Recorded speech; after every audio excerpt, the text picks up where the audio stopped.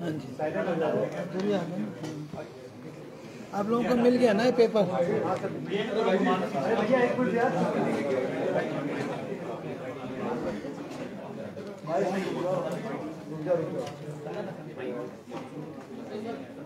हाँ जी, एक मिनट, मैं ये पूछना चाह रहा हूँ, पूरा तो पढ़ के नहीं सुनाना ना? नहीं पढ़ लिया सर, हमने पढ़ लिया। आप मोटे तौर पर ब्रीफ कर दो अपने हिसाब से, आप इसे पूरा मतलब आप अपने हिसाब से ब्रीफ कर दो।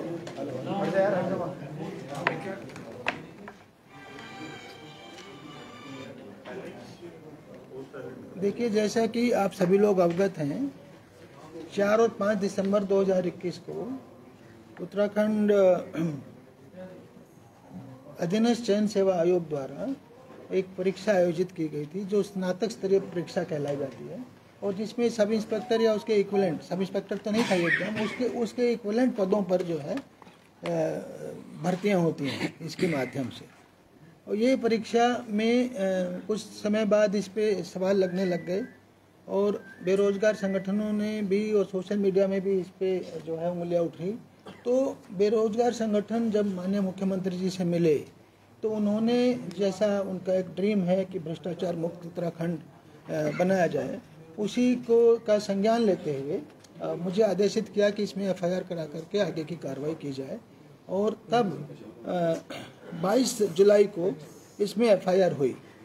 ठीक है, पहले 420 धारा में FIR हुई, सेक्शन 420, और धीरे धीरे उसमें 467, 468, 471 ये सब सेक्शंस भी जुड़ गए। पहले फ्रॉड की थी, फिर इसमें धीरे धीरे फोर्जरी भी जुड़ गई।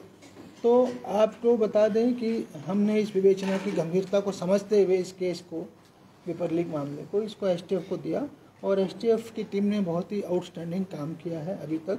और इस पूरे उसका भंडाफोड़ करते हुए कि कैसे ये जो है पेपर लीक हुआ, किसने पेपर लीक कराया, और उस पूरी चेन की इन्वेस्टिगेशन की जा रही है। जितना फिजिकल एविडेंस है, जितना टेक्निकल एविडेंस है, इलेक्ट्रॉनिक एविडेंस है, सबको साथ में लेते हुए और 100% निष्पक्षता से और पारदर्शिता से विवेचना की जा रही है।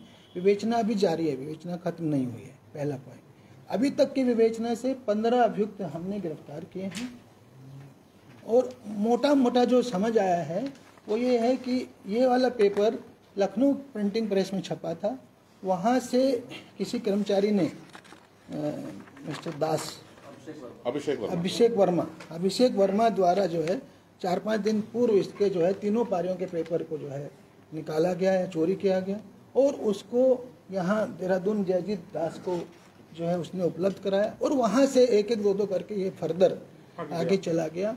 और जो लोग इसमें इन्वॉल्व थे वो रातों रात रामनगर के एक रिसोर्ट में और काशीपुर के एक बैंकेट हॉल में, वहाँ पर भी इनको पेपर भी सोल्व कराया गया, और वो कॉपियाँ आगे जो है इन्होंने पैसा ले करके आगे कुछ अभ्यर्थियों को उपलब्ध कराई।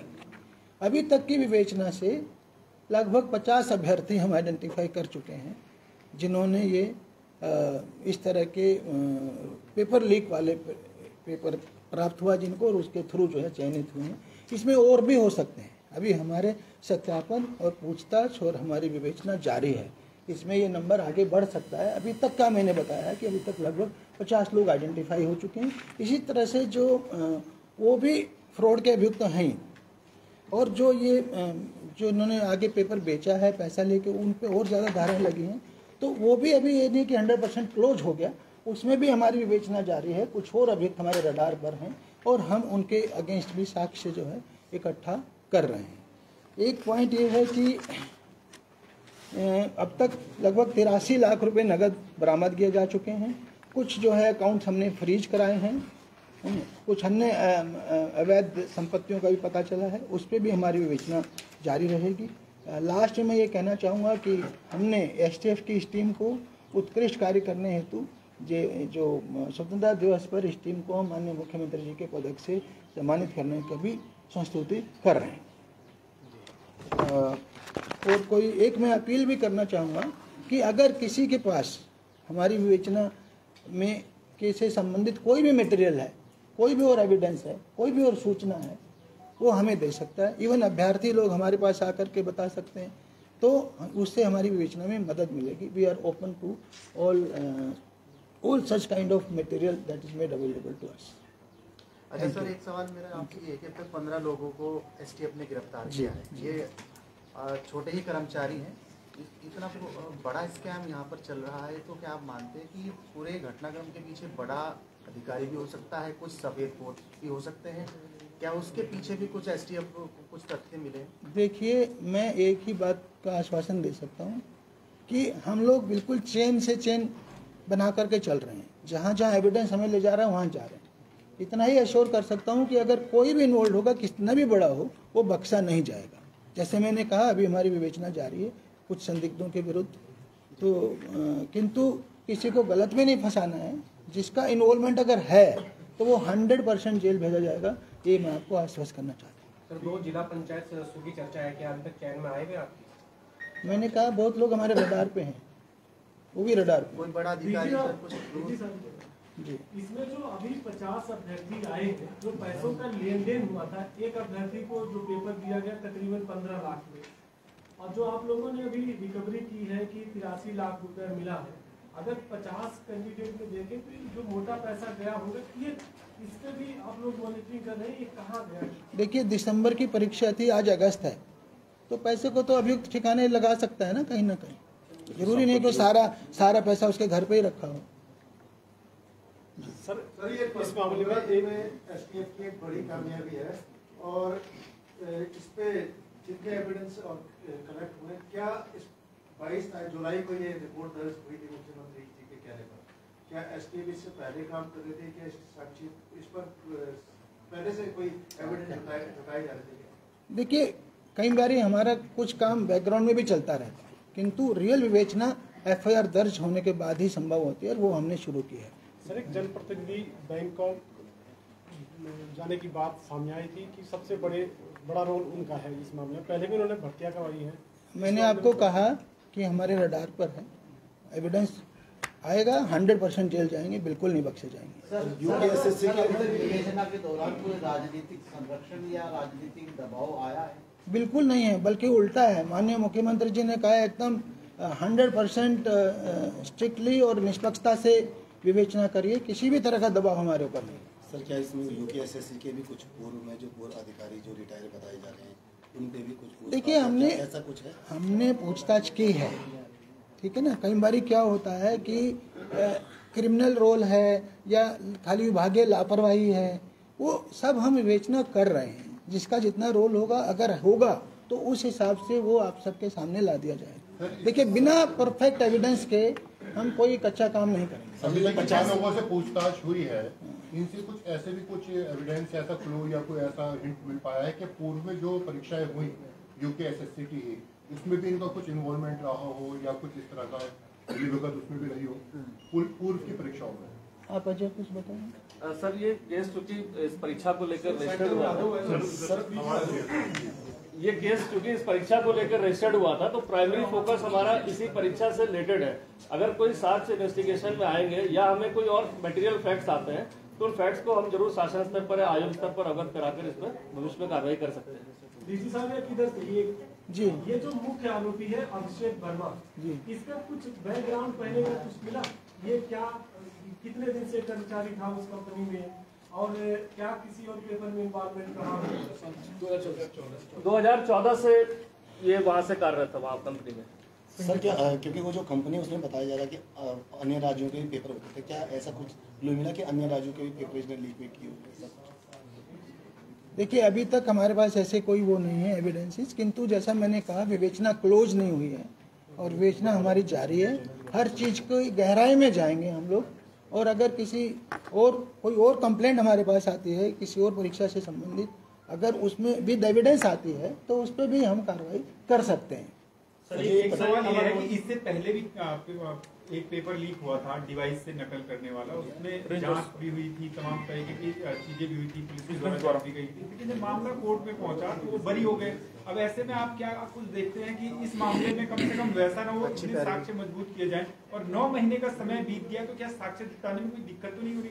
नहीं, अभी साक्ष्य जो हमारे पास आए हैं बहुत सॉलिड साक्ष्य आए हैं, और हमें विश्वास है कि पैरवी भी स्ट्रॉन्ग की जाएगी। बाकी तो निर्णय तो न्यायालय का ही होता है, उस पर मैं टिप्पणी नहीं कर सकता।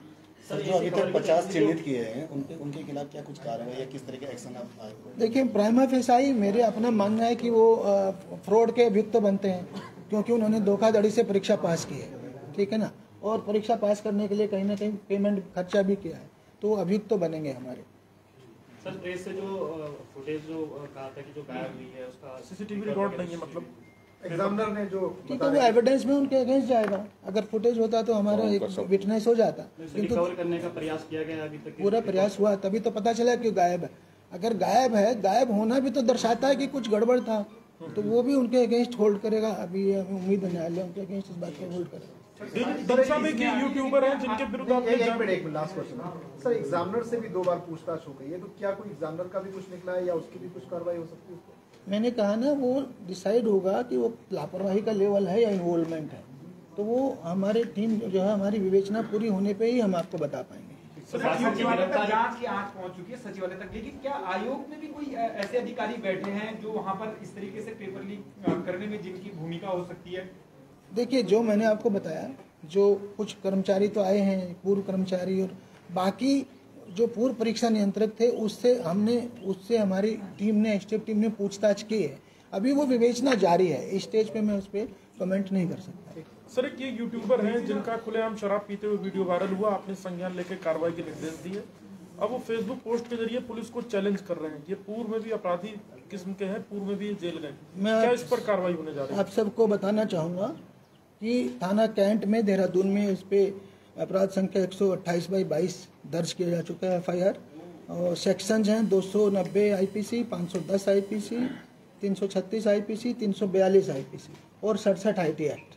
तो इसके अंतर्गत जो भी विधि अनुसार, एज पर लॉ, कानून के अनुसार इस आदमी के विरुद्ध कार्रवाई की जाएगी। सर, एक सवाल ये है कि और भी दूसरे भी जो टूरिस्ट आते हैं, कुछ अभी भी है, ये तो देखिए, आपको पता है, हमने उत्तराखंड में ऑपरेशन मर्यादा चलाया हुआ है, और हम हमेशा से कहते आए हैं कि जो भी यहाँ के गंगा जी की, यहाँ के तीर्थ स्थलों की मर्यादा भंग करेंगे, उनके विरुद्ध कार्रवाई होगी। जो अन्य टूरिस्ट प्लेसेज हैं, वहाँ भी जो गंदगी फैलाएंगे या कुछ और गलत काम करेंगे, जो विधि के अनुसार नहीं है, जो कानून के अनुसार नहीं है, तो ऐसे लोगों के विरुद्ध हमारा ऑपरेशन मर्यादा चल रहा है, और ये सरेआम चैलेंज कर रहा है, तो इसलिए इसके विरुद्ध तो और कड़ी कार्रवाई निश्चित है। सर, अभी 15 अगस्त को लेकर सीमाओं पर किस तरीके की सुरक्षा व्यवस्था के इंतजाम किए गए हैं, क्योंकि 4 दिन बाद स्वतंत्रता दिवस है और कई ऐसे खत भी मिले जो धमकी भरे थे? देखिए, हम लोग हमेशा से अलर्ट रहते हैं ऐसे अवसरों पर, और हमारी ओर से पूरी इसकी तैयारी रहती है, हर दृष्टिकोण से तैयारी रहती है। उसमें आपको पता ही है, बहुत सारी हमारी टीमें वेरिफिकेशन में लगी होती हैं, बहुत सारी हमारी ATS की टीमें लगी होती हैं, कहीं पे हम लोग BDS टीमें लगी होती हैं, डॉग स्क्वाड्स लगे होते हैं, वो सारा हमारी टीमें लगी हैं, और हम लोग पूरी तरह सजग हैं।